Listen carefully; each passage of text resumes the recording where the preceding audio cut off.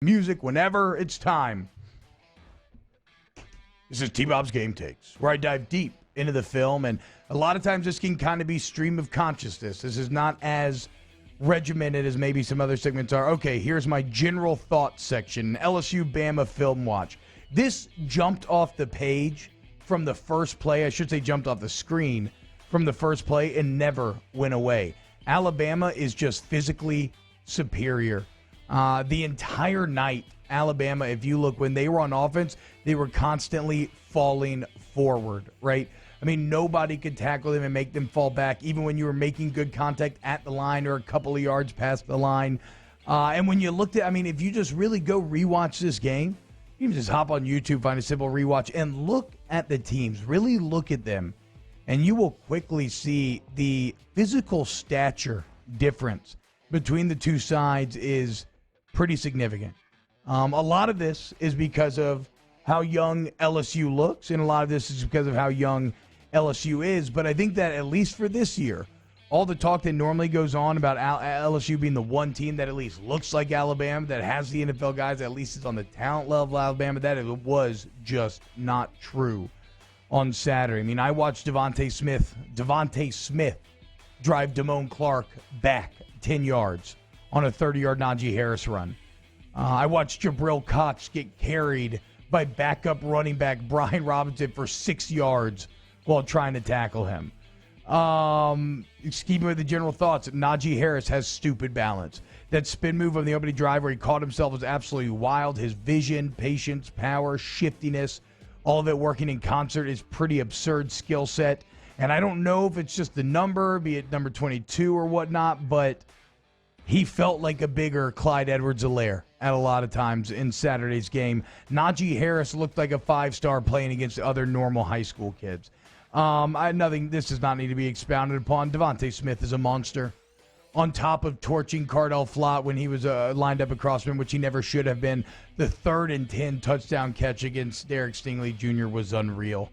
Right? You think to like Cam Newton, stiff-arming Patrick Peterson, that play is kind of up there with that one in terms of driving your point home. Other general thoughts, shout out to Jamie Erdahl for holding it down when Brad and Gary went down. I mean, color commentary is so tough and awkward to begin with, much less when you're on the sideline and you have a horrible line of sight. I actually thought that Jamie did a really good job in handling that awkwardness. Horrible timeout usage from LSU early on. You used 2 timeouts in the first 6 minutes of the game, and you were down 14-0. Like, what? It makes no sense. All right, let's get into our defensive thoughts. Normally we end with defense. We're going to start with defense this week. Way too many missed tackles. Todd Harris probably leading the way there. Jacoby Stevens joined Eli Ricks as the only member of the big hit club this year. It's a great hit from Stevens early on. Looks like LSU maybe had a little bit of fight on him from the beginning. And then the frustration starts, right? You managed to get Alabama to 3rd and 3. Can you stop him? Probably not. But you did something that's all too rare. Teams do not get Alabama to 3rd down this season. Unfortunately, what do you do next? You do something that's indicative of a lot of the issues with LSU this season. Neil Farrell, your senior, jumps off sides. The D-line ended up jumping off sides 3 different times this game, all because of the center's head movement timed up with the quarterback's cadence. That's wild. It's wild that it happened once, but that's forgivable. I mean, hell, even twice, okay, but 3 times, as I said, indicative of who LSU is this season. Bad football, bad discipline. I thought that Mechie, I mean, we'll talk about, obviously we talked about Smith. I thought that Mechie runs really good routes. He broke down Cardell Flott on one. It was almost Justin Jefferson-like. Again, I feel bad continuing to highlight him, but he continues to play, and you just have to say what's showing up on the film, and Damone Clark he's just not ready to play linebacker. He's just not ready. I don't know what they were seeing this offseason, but they could not have been seeing what we are.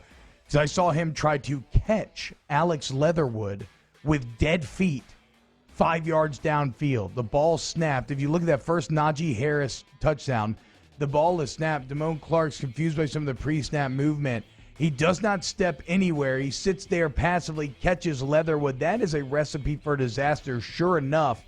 Leatherwood drives him 15 yards downfield, touchdown Alabama. And as I said, I also saw Damone Clark do the same, saw Devontae Smith do the same thing to him later.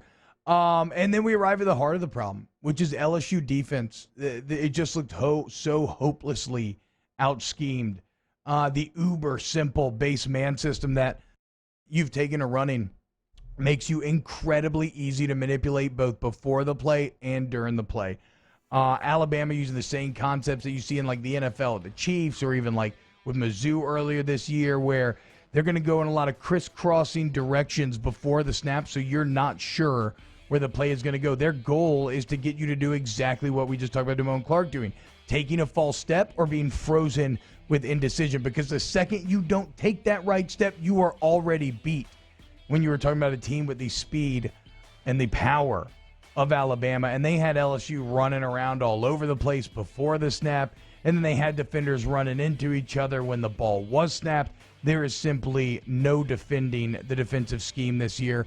I know we touched on it earlier, but for the YouTube channel, we'll revisit it. Why Cardell Flott was lined up on Devontae Smith is the height of absurdity.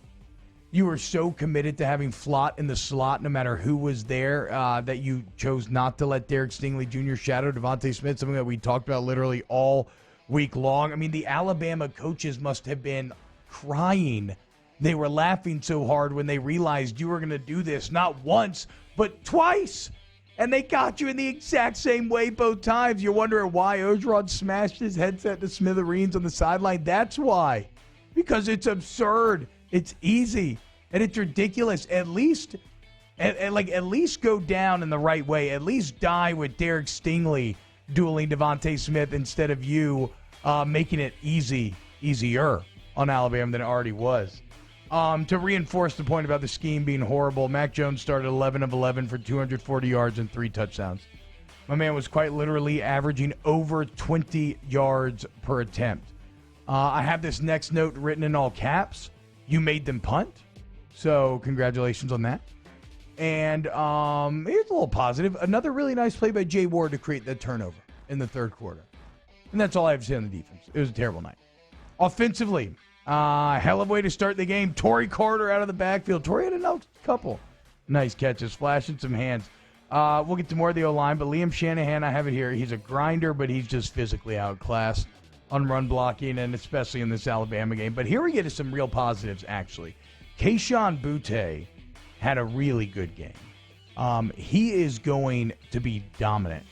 Knowing he had to step up with no Terrace Marshall at 18 years old against this Alabama Crimson Tide team, I cannot tell you enough how impressed I am with that. And I cannot stress, and maybe his most impressive play of the night was not actually a catch or anything else. It was the effort on the John Emery 50-yard touchdown run, where who's the freshman wide receiver downfield blocking to get that thing into the end zone? It was Kayshon Boutte. Did I overthink the pronunciation of Eric Gilbert? I don't know. I still can't figure it out. Is it Eric? Is it Eric? Is it Eric? I have 3 different pronunciations that all feel right. Let's talk about that first drive, because the first drive and then the 94-yard touchdown drive are both pretty sexy. TJ Finley, the 18-year-old, rocking it to Eric Gilbert and Kayshon Boutte, also 18 years old, against Alabama on this stage. I think that's very exciting. Unfortunately, on that first drive, of course, the drive dies with another horrible hurry-up zone. I don't know why this team continues to bang its head against the wall. Maybe it's like one of those ancient kung fu techniques where if you punch a tree enough, your knuckles become immune to it. But I just don't think you have the time for that. They can't do it. The O-line's not good enough. The running back's not good enough. The quarterback's no threat to run, and yet they keep doing it despite the fact that everyone in the world knows what's coming up every time. And then to not run QB sneak on fourth down, are you kidding me? QB sneak's been working the entire time.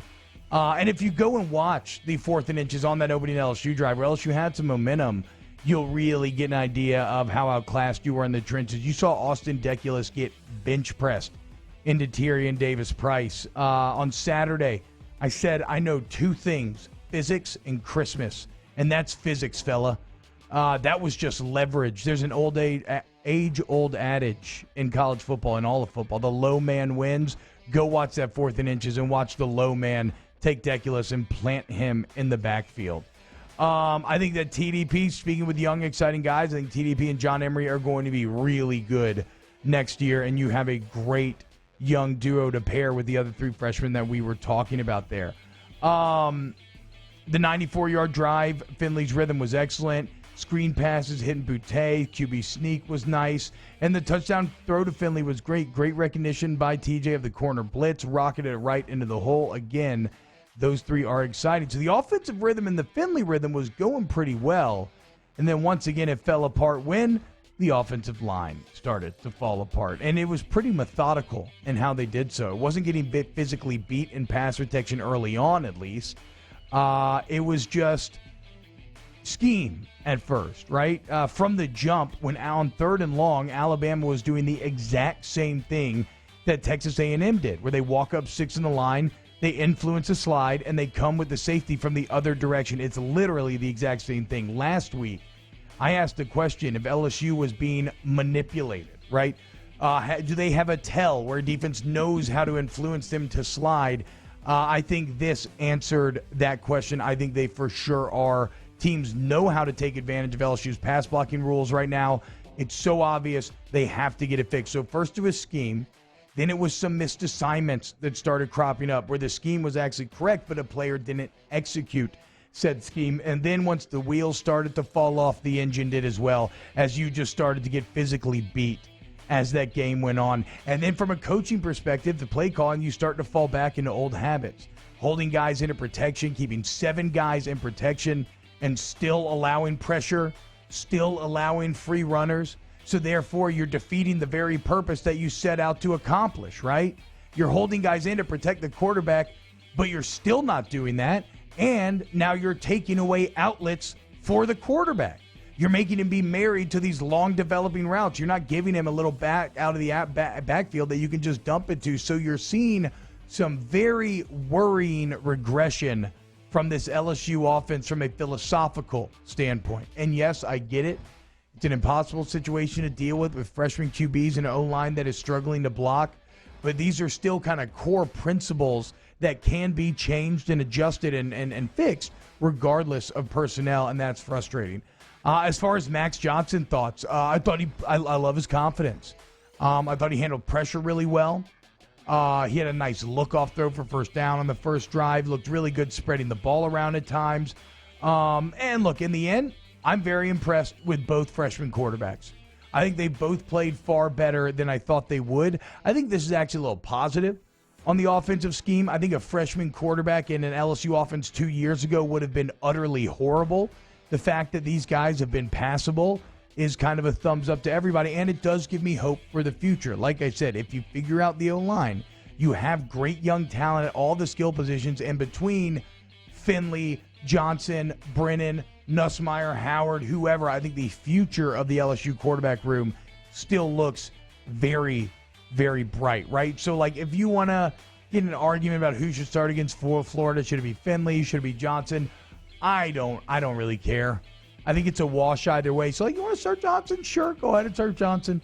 I maybe think Finley has a slight edge in terms of potential or trajectory, but I'd be interested to see what Max Johnson could do entering the game when it's not, completely off the rails. But don't expect that to make like any significant big difference. And then finally on special teams, the 52-yard field goal was tight.